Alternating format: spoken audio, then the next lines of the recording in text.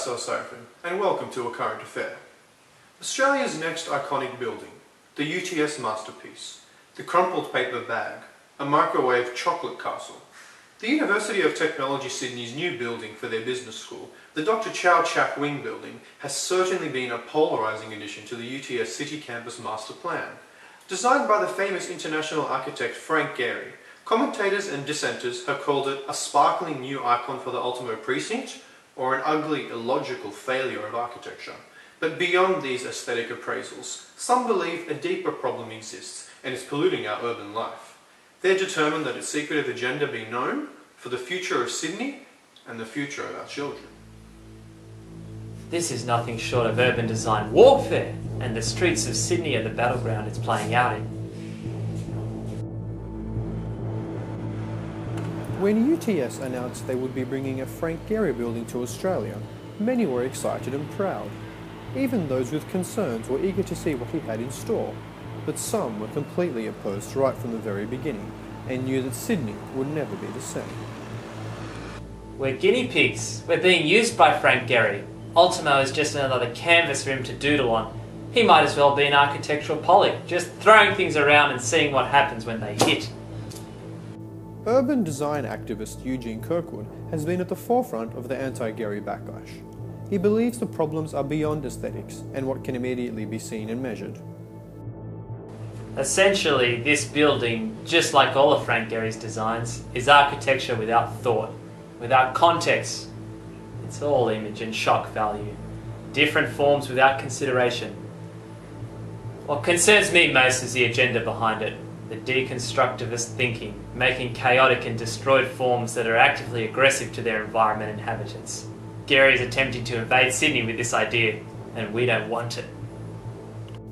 A Current Affair has obtained exclusive amateur footage of Mr. Kirkwood confronting Mr. Gehry on the streets of Ultimo. What are you trying to do to Sydney? No one wants you here. Shame! Shame! Shame! Mr. Gehry explains the design as a building that was a cluster of tree houses, or vertical stacks of office floors with spatial cracks in between. But is this what a functioning business school really needs? It's a hidden agenda. It's subterfuge. It's destructive. And it assumes we're all sheep who will marvel at the wonderful gifts the mighty Gehry has bestowed upon us plebeians. We're worried about environmental pollution. But what about urban pollution? We'll wake up one day and be surrounded by half-collapsed structures like we're in a horror movie. Do we want our children to grow up like this? Mr. Gehry's Sydney office never responded to our attempts to contact him. We finally tracked him down leaving a consultants meeting, and it certainly wasn't pleasant. Mr. Gehry, we're from the Current Affair. Can you answer a few questions about your UTS building? I don't have anything to say about that, no. I don't. What are your intentions for the area? What do you plan to do to the character of Ultimo? No, thank you, no. Mr. Gehry, will you talk to us? Mr. Gehry! Mr. Gehry!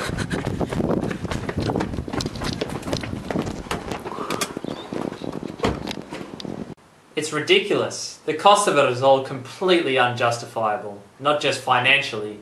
We're paying for this pollution with our time and labour, and with our future. For others, it's the personal cost of the Gehry building that is too much to bear. It was tough. What else can I say? You can never be prepared for it. I look at the door sometimes, hoping he'll walk through.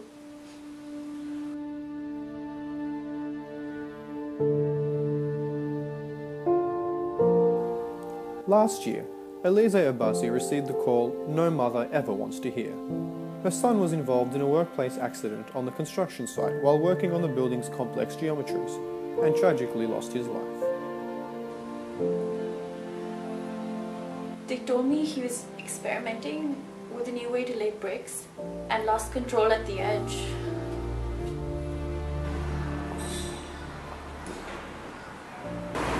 Sometimes I come here to the site where it happened just to think. Look, I understand that this is an important building. It's a UTS building worth however many millions. The architecture is apparently very new and out there. I'm not an architect. I don't understand what Frank Gehry is trying to do. And I know he didn't set out to hurt my son. I have nothing against him as a person, but is it worth it? Complex geometries, experimental bricklaying, is it all worth my son's life? Sorry. People are getting hurt and losing their lives. And Sydney's losing part of its soul. None of that is worth it. Is Frank Gehry guilty? Have your say on Facebook and Twitter at A Current Affair 9.